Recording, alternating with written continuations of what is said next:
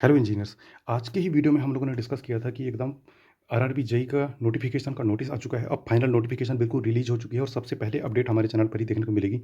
तो हम लोग डिस्कस करते हैं कि जो जो नोटिफिकेशन में क्या क्या चीज़ें आई हुई हैं। और जैसा मैंने बोला था कि जो 7,900 जो भी वैकेंसी थी, जैसे टोटल वैकेंसी थी, इसमें 7,951 वैकेंसी है। तो टोटल वैकेंसी सिविल की नहीं रहेंगी, इसमें सारे डिपार्टमेंट की रहेंगी। वैसा ही हुआ है और वैसा ही होता है उसमें। ये तो कॉमन सेंस की बात थी, इसमें कुछ ज़्यादा बताने वाली बात नहीं थी। और जो जो चीज़ें इसमें ऐड की गई हैं वो हम लोग देख लेते हैं। तो सबसे पहले government of India ministry of railway जो आरआरबी है, इसका ये नोटिस है 3/2024 का। उसके बाद इसमें recruitment of junior engineer, depot material superintendent, chemical metallurgical assistant, chemical supervisor and metallurgical supervisor research, ये सारी चीज़ें नोटिफिकेशन में दी हुई थी। ये चीज़ें आ गई। इसके बाद फिर हम लोग नीचे आते हैं। तो ये जो नोटिफिकेशन था जो पेपर में छपा हुआ था एज इट इज़ कॉपी हो चुका है। तो इसमें जो डेट है हमारी 30/7/2024 से स्टार्ट हो जाएगा फॉर्म भरना, यानी कि जुलाई में स्टार्ट हो जाएगा हमारा 30 जुलाई को। और कब तक रहेगा ये? 29/8 तक रहेगा। उसके बाद नीचे दिया हुआ है कि मॉडिफिकेशन जो है करेक्शन वगैरह वो 30/8 से 8/9 तक ये होंगी हमारी जो है करेक्शन वगैरह की विंडोज ओपन हो जाएगी। उसमें जो भी करेक्शन हमको करना है वो अच्छे से करना पड़ेगा। और ध्यान रहे कि फॉर्म भरते टाइम अभी डायरेक्ट फॉर्म मत भरना 30 तारीख को, 2-4 दिन रुक जाना उसके बाद भरना, क्योंकि बहुत सारी चीज़ें गड़बड़ हो जाती हैं। 10वीं का रोल नंबर बहुत अच्छे से फिल करना, क्योंकि 10वीं का रोल नंबर अगर फिल कर दिया गलत तो फिर वो दोबारा चेंज नहीं होता है, उसके हिसाब से नाम वगैरह में भी दिक्कत हो जाती है। इसलिए कोशिश करना कि बहुत आराम से भरो और देख के ही फॉर्म भरो, भले टाइम लगे तो लगे, लेकिन गलतियाँ नहीं होनी चाहिए, क्योंकि बहुत ज़्यादा दिक्कत का सामना करना पड़ सकता है। क्योंकि मेरे साथ पिछली बार हो गया था, 10वीं के मार्कशीट के हिसाब से नाम वगैरह में गड़बड़ हो गया था, तो वो सुधर नहीं पाया था फिर। तो इसलिए क्या है कि कोशिश करना कि वो गड़बड़ ना हो। उसके बाद फिर जो नीचे दिया हुआ है कि application invited for eligible candidate various post engineer, जो भी ये है, उसके बाद सबमिटेड ऑनलाइन ओनली। देखो ऑनलाइन सबमिट करना है और फिर टाइम दिया हुआ है कि कुल मिला के हमको 12 बजे के पहले पहले 29 तारीख 29 अगस्त को, उससे पहले पहले 12 बजे तक पोर्टल खुला रहेगा, तब तक हम अप्लाई कर सकते हैं। उसके बाद फिर हम लोग बात करते हैं जो दो पोस्ट थी वो सेम टू सेम कॉपी हो गई। 17 गोरखपुर की थी, 7,934 पोस्ट थी, वो हमारी जो इंजीनियरिंग वाली है, जिसमें सिविल, मैकेनिकल, इलेक्ट्रिकल ये सारी चीज़ें रहेंगी। 35,400 सैलरी और इसमें 44,900 लेवल 6 लेवल 7। अब इसके बाद फिर अब आते हैं ये इंस्ट्रक्शन हम लोगों ने पहले डिस्कस कर लिए पहले वाली वीडियो में, वही सेम टू सेम चीज़ें हैं इसमें। बाकी चीज़ें कुछ भी एक्स्ट्रा इसमें ऐड नहीं किया है। अब उसके बाद फिर यहाँ नीचे आते हैं और अपन तो देखते हैं। देखो उसके बाद साफ साफ इसमें लिखा हुआ है कि जो एज है वो हमारा 1/1/2025 को काउंट किया जाएगा, वो भी हमने अभी डिस्कस किया था। उसके बाद सैलरी के बारे में बात किया हुआ है, ये बेसिक पे है। इसमें फिर डीए एचआरए वगैरह जुड़ के अच्छा खासा सैलरी बन जाता है, तो सैलरी कोई टेंशन की बात नहीं है। रेलवे जेई में अच्छी खासी सैलरी रहती है। उसके बाद फिर स्टेज ऑफ एग्जाम, दोनों एग्जाम है कंप्यूटर बेस्ड होंगे, ये भी हमने डिस्कस किया था, तो ये भी इसमें दी हुई है चीज़ें। उसके बाद और उसके बाद फिर बोल रहा है इसके बाद क्या होगा कि डीवी होगा, उसके बाद मेडिकल होगा, उसमें कोई दिक्कत की बात नहीं है। उसके बाद फिर इसमें दिया हुआ है कि जो शॉर्टलिस्टेड कैंडिडेट हैं उसको सेकंड स्टेज का जो है इन्फॉर्मेशन जो ऑफिशियल वेबसाइट और आरआरबी है और ईमेल पे आ जाएगा, तो उससे कॉल लेटर डाउनलोड करके और सेकंड स्टेज की सीबीटी दे सकते हैं। तो ये कोई दिक्कत की बात नहीं है। अब आगे दे लेते हैं। उसके बाद फिर जैसे ही हम लोग नीचे आते हैं जनरल इंस्ट्रक्शन में, तो admission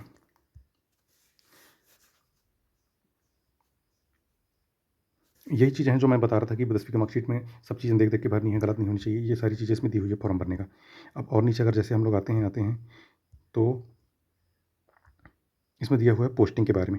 ordinary a railway servant shall be employed throughout service on the railway और railway establishment in which he she posted on first appointment and shall have no claim to right to transfer to other railway and other establishment. However, the competent authority can transfer the railway servant to any department, railway establishment, including project out of India. The existing of service, no request transfer other railway will be recognized till newly appointed candidate complete at least 5 to 10 year of service. देखो इसका बोलने का ये मतलब है कि जैसे मैंने बताया था सबसे पहले कि आरआरबी जैसे मैंने भोपाल से अप्लाई कर दिया है ना, अब भोपाल से अप्लाई जैसे मैंने कर दिया, तो आरआरबी चेंज करना है तो आरआरबी चेंज नहीं होगा, ये इसमें साफ साफ लिखा है। और अगर मान लो कि कभी चेंज होता भी है तो 5 से 10 साल बाद होगा वो, 5 से 10 साल तक मुझे जॉब करनी पड़ेगी, उसके बाद ही कुछ चेंजेस होंगे अगर हो सकते हैं तो, बाकी चांसेस नहीं हैं होने के। और यही होता है, इसलिए सोच समझ के भरना आरआरबी के जो भी प्रेफरेंस रहते हैं, क्योंकि उन्हीं के हिसाब से हमको जॉब एप्लीकेशन मिलेगी। जैसे कि मैंने अगर आरआरबी मुंबई भर दिया, मुंबई के आसपास के जितने क्षेत्र हैं जो मुंबई के जोन में आते हैं जो कवर करता है, तो उनमें मेरी पोस्टिंग हो सकती है, कहीं भी हो सकती है। तो ये चीज़ इसमें साफ साफ लिखा हुआ है कि चेंजेस करना चाहो तो नहीं होगा, इसलिए सोच समझ के फॉर्म को फिल करना है। उसके बाद फिर फीस एंड ट्रैवल अलाउंस, ये तो मैंने बताया था कि फ़ीस वापस हो जाती है और ट्रैवल अलाउंस भी मिल जाता है। तो एसटी एससी जो भी कैटेगरी के लोग हैं उनको जो है फर्स्ट फर्स्ट स्लीपर क्लास दिया हुआ है, स्लीपर में मतलब मिल जाता है फ्री स्लीपर क्लास। उसके बाद फिर और नीचे वगैरह पता आते हैं तो दिया हुआ है पोस्ट पैरामीटर्स, तो ये उनके लिए है जो फिजिकली डिसेबल्ड हैं।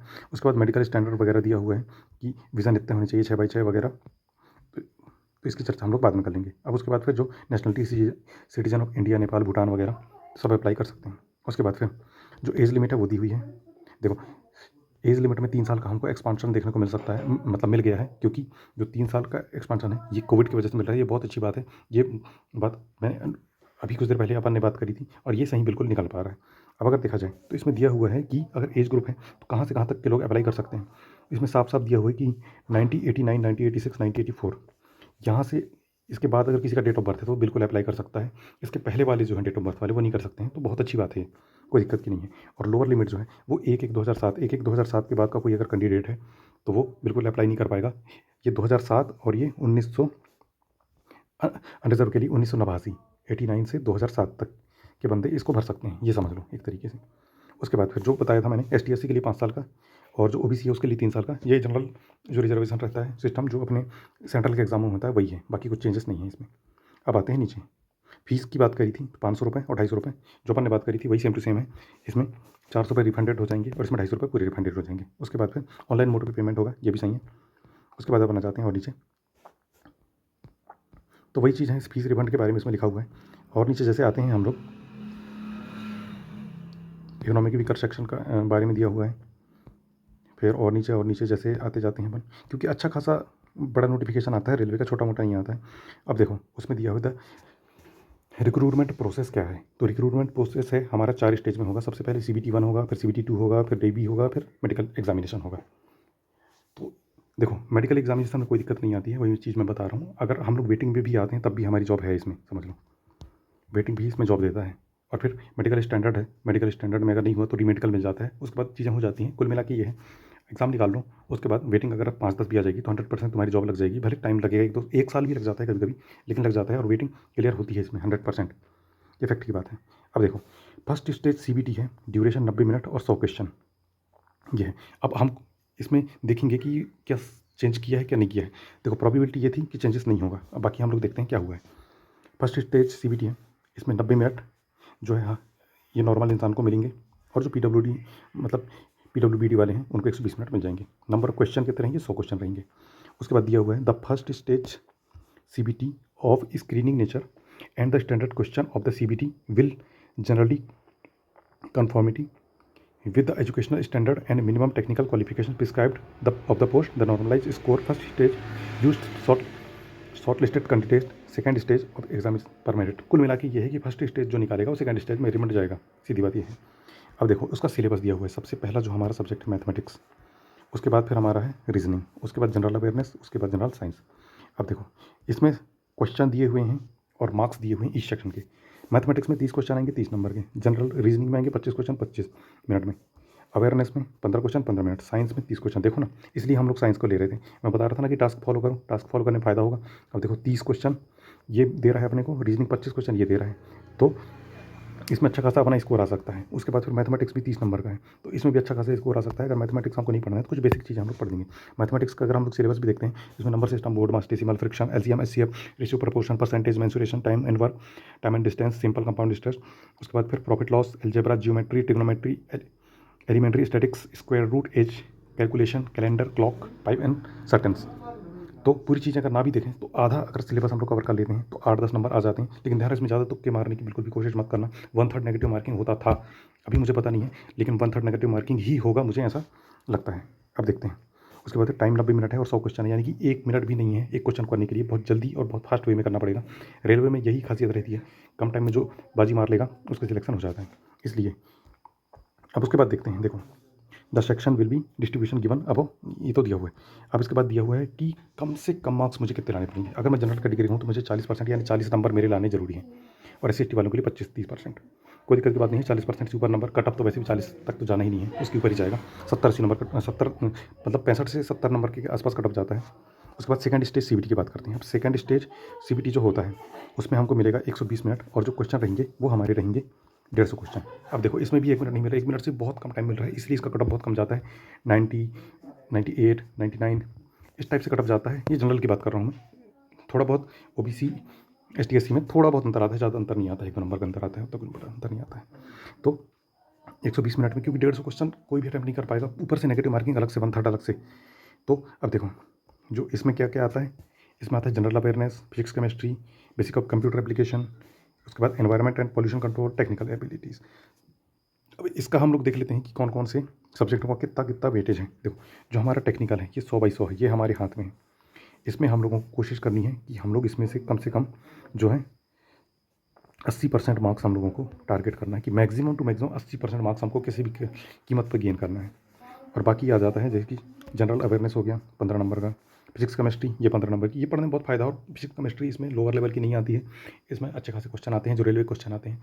इसलिए क्या है कि हम लोग को इसके लिए न्यूमेरिकल की प्रैक्टिस भी करनी पड़ेगी, और वो सीरीज़ में मैं ला रहा हूँ, उसमें हम लोग न्यूमेरिकल प्रैक्टिस भी करेंगे। बस हमसे जुड़े रहो, टास्क को फॉलो करते रहो। टास्क में मैंने साइंस ही लिया है सबसे पहले, और देखो साइंस कितना अच्छा मौका मिल गया हम लोगों की, जो हम ले रहे थे हम इतने टाइम से, वो चीज़ें हमारे को देखने को मिल रही हैं। और उसके बाद फिर कंप्यूटर का एप्लीकेशन भी आ रहा है, तो कंप्यूटर में भी हम लोग थोड़ा पढ़ के अच्छा नंबर कर सकते हैं गेन।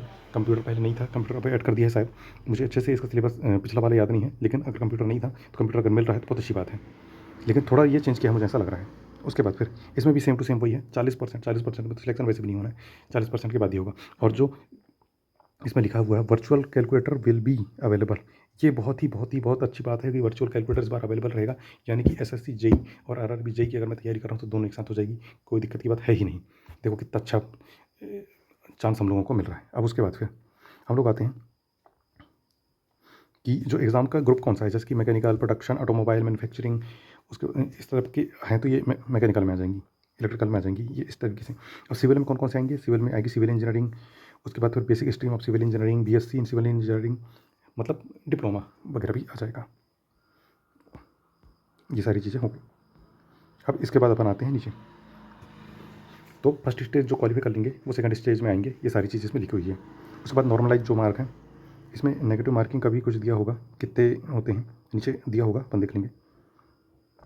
उसके बाद नॉर्मलाइजेशन मार्क वगैरह जो होंगे, नॉर्मलाइजेशन थोड़ा बहुत हो जाता है, तो इसके लिए फार्मूला वगैरह दिया हुआ है कि किस तरीके से हुआ था। अगर कभी की डाउट होता है तो अपन इसमें अप्लाई कर सकते हैं। उसके बाद और नीचे आते हैं अपन, तो ये आरआरबी वगैरह दिए हुए हैं। उसके बाद फिर जैसे ही नीचे हम लोग आते हैं, मॉडिफिकेशन ऑफ एप्लीकेशन, वही सारी चीज़ें दी हुई है। और नीचे और नीचे और नीचे वेरिफिकेशन ओरिजिनल डॉक्यूमेंट, तो कौन कौन से डॉक्यूमेंट हमको चाहिए, 10वीं की मार्कशीट, 12वीं की मार्कशीट, डिप्लोमा या फिर डिग्री, एसटीएससी सर्टिफिकेट, जो भी हमारे पास सेंट्रल वाला चाहिए, याद रखना। लेकिन फॉर्म भरते टाइम हम लोग के पास सेंट्रल वाला नहीं है, तो हम लोग अपना जो नॉर्मल वो है उसको अप्लाई कर देंगे, उसके जो नंबर रहते हैं वो नंबर हम लोग डाल देंगे, उसमें चल जाएगा काम। उसके बाद इनकम सर्टिफिकेट, उसके बाद फिर माइनॉरिटी अगर हैं तो माइनॉरिटी वाला, उसके बाद फिर मेडिकल सर्टिफिकेट जो उनके लिए है, पीडब्ल्यूडी वाले कैंडिडेटों के लिए। उसके बाद एनओसी फॉर्म अगर कहीं जॉब कर रहे हैं तो, वही चीज़ें हैं, बाकी ज़्यादा कुछ चीज़ें नहीं हैं इसमें। उसके बाद फिर अगर और देखा जाए तो रेलवे जोन वगैरह के बारे में दिया हुआ है कि शॉर्ट में ये है, और ये दिया हुआ है कि फॉर्मेट है, जैसे SC/ST के लिए ये है, यहाँ पे फ़ोटो लगा के बनवा लो इसको। उसके बाद फिर ओबीसी वालों के लिए ये है, ईडब्ल्यूएस वालों के लिए ये है।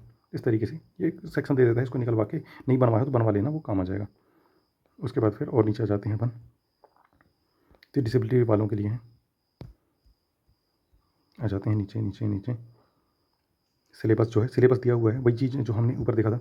अब देखो टेक्निकल के सिलेबस अगर हम लोग डिस्कस करते हैं तो engineering mechanics, building construction, building material, construction of structure, उसके बाद super structure, building finishes, building maintenance, building drawing, concrete technology, कुल मिला के बीएमसी ही है। उसकी चीज़ें दी हुई हैं, घुमा फिरा के कुछ चीज़ें एक्स्ट्रा रहती हैं, वो हमेशा एक्स्ट्रा हो जाती हैं। बाकी चीज़ें रहती हैं जो बिल्डिंग मटेरियल की ही मैक्सिमम चीज़ रहती है, 80% बिल्डिंग मटेरियल की ही रहती हैं, 20% जो मिसलेनियस है, जो है अपना ये क्या बोलते हैं, खिड़की वगैरह के बारे में, ये सब एक्स्ट्रा चीज़ें रहती हैं, उनके बारे में अभी सोचने की ज़रूरत नहीं है। जितना अपने पास है पहले उसको अपन कंफर्म करेंगे। उसके बाद कंक्रीट टेक्नोलॉजी देखो हम लोग कर रहे थे, सर्वे। उसके बाद फिर वो CAD, geotechnical, soil, FM, irrigation.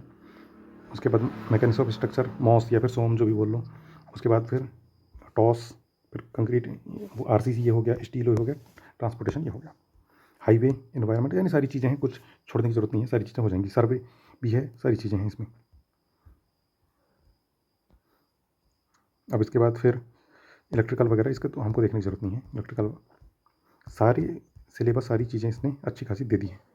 अब उसके बाद फिर बात आती है जो हमारा जो पोस्ट जो हैं वो कितने कितने पोस्ट हैं। नहीं, ये मेडिकल स्टैंडर्ड के बारे में दिया हुआ है कि मेडिकल स्टैंडर्ड ये होना चाहिए, वो होना चाहिए। ये सब चीज़ें हम लोग किसी और वीडियो में और देख लेंगे कि क्या-क्या मेडिकल स्टैंडर्ड इसमें माँगा है। अब इसमें दिया हुआ है कि किस डिपार्टमेंट के लोग किस में एलिजिबल होंगे। जैसे कि अपन सिविल से हैं, तो अगर अपन सिविल देखा जाए तो अपन पीवे हो गया और ब्रिज हो गया, इसके लिए अपन एलिजिबल हो जाएँगे। पीवे जिसमें पीवे बहुत अच्छा एकदम वो हो जाता है, जिसमें अच्छा खासा डिपार्टमेंट हो जाता है समझ लो। लेकिन ये है कि साइड वर्क देखने को मिलेगा, अपन को ऑफिस वर्क नहीं मिलेगा। ब्रिज भी साइड वर्क बहुत ज़्यादा ब्रिज में रहता है, पीवे में शायद अंदर वाला रहता है। अब जैसे कि देखो, जो आरआरबी वाइज़ जो वैकेंसी है अहमदाबाद, आरआरबी अहमदाबाद इस तरीके से आता है। तो एक ही आरआरबी में हम अप्लाई कर सकते हैं। अब जैसे कि आरआरबी अहमदाबाद में मुझे अप्लाई करना है। अब मैं देखता हूँ कि यूआर की कितनी सीट है। अब इसमें देखूँगा कि सिविल की कितनी सीट है। अब जैसे कि अगर इसमें मैं जाता हूँ यहाँ पे, तो टोटल यूआर की 149 सीट है। अब 149 में अगर मैं सिविल की देखना चाहता हूँ तो ये सिविल की ये वाली हो गई 9th 10th 11th 12th, तो ये वाली सिविल की हो गई यहाँ तक। अब इसमें देखता हूँ तो 36 हो गया, 15 हो गया, 19 हो गया, 1 हो गया। तो अगर मुझे ज़्यादा वैकेंसी देखने को मिल रही है तो मैं इसमें अप्लाई करूँगा तो मुझे ज़्यादा बेनिफिट होगा। तो इस तरीके से मुझे करना है, सारी चीज़ें सोच समझ के भरनी है। तो इस तरीके से सारे जो हैं ये आ गए हैं पोस्ट। तो अभी मैं पहले से इसको अभी मैंने नोटिफिकेशन देखा है, मैंने खोल के भी नहीं देखा था, डायरेक्ट वीडियो बना दिया। तो इसको खोल के देखूँगा मैं। उसके बाद फिर कौन कौन सी आरआरबी में कैसी वैकेंसी है, किस तरीके से हमको अप्लाई करना चाहिए, उसके लिए एक अलग वीडियो बना दूँगा कि हम लोगों को किस आरआरबी में अप्लाई करने में ज़्यादा फ़ायदा है। उसके बाद फिर अब हम जो नेगेटिव मार्किंग वाला सिस्टम है उसको एक बार देख लेते हैं, क्या इन्होंने क्लासीफाई किया है कि नहीं किया है। बाकी 1/3 नेगेटिव मार्किंग होता है, उसमें ज़्यादा दिया हो चाहे ना दिया हो, ये चीज़ मान के चलो। मतलब मान के तो नहीं चल सकते हैं, लेकिन वो होता ही है। इसमें दिया होगा पर मैंने पढ़ नहीं पाया होऊँगा, छूट गया होगा मेरे से, लेकिन यहीं कहीं होगा वो। तो नेगेटिव मार्किंग की बात की होगी इन्होंने। क्या है कि एकदम से भी सारी चीज़ें आँखों से गुजरती हैं तो वो चीज़ें छूट भी जाती हैं, तो ऐसा भी हो जाता है। इसमें देख लेते हैं नंबर ऑफ़ क्वेश्चन 19 मिनट।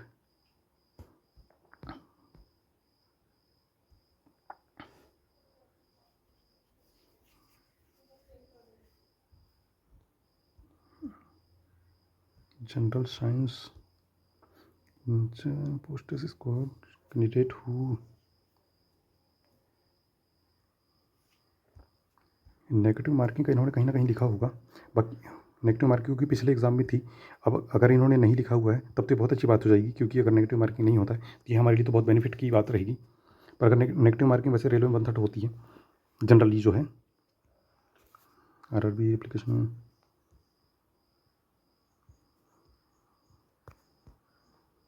इसमें यहाँ पे तो नहीं दिया हुआ है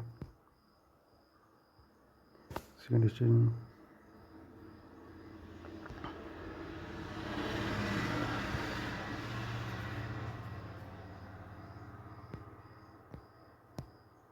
इसमें दिया हुआ नहीं है, लेकिन कहीं ना कहीं होगा, वो मेरे से छूट गया होगा। तो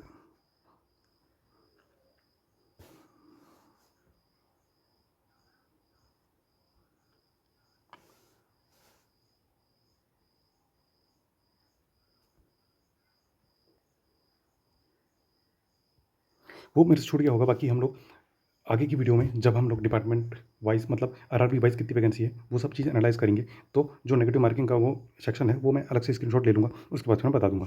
तो बिल्कुल जुड़े रहो, बहुत ही जल्दी और सबसे फास्ट अपडेट इसी चैनल पे हम लोग को देखने को मिलेगा। तो मिलते हैं न्यू वीडियो के साथ में। ओके।